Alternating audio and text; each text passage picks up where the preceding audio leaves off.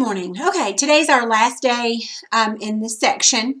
So what you're going to be doing is this page here, page 37. Now, what it says to do on this page is to write a paragraph describing what happened in that Bible passage that you read.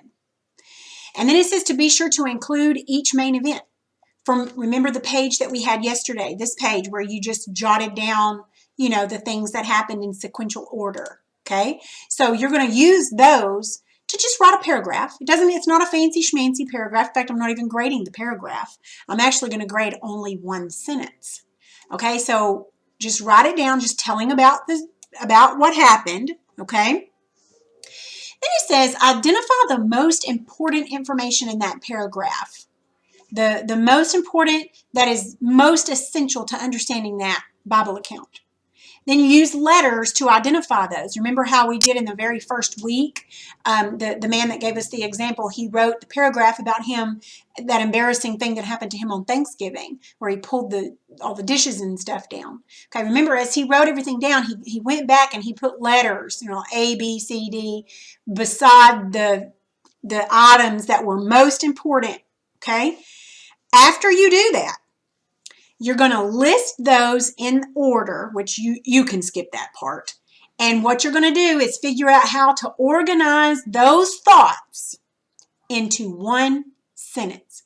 Make sure that it is not a run-on, and make sure it's not a fragment.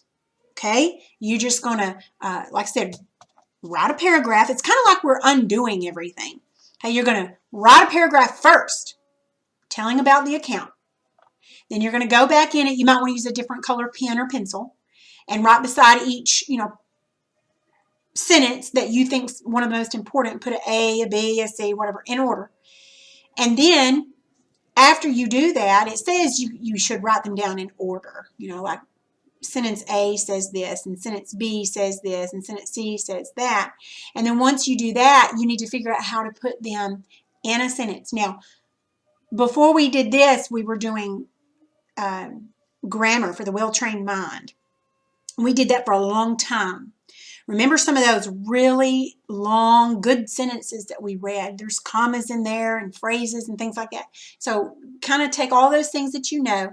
So I'm going to grade this sentence. It's going to be worth 10 points for the sentence. Okay?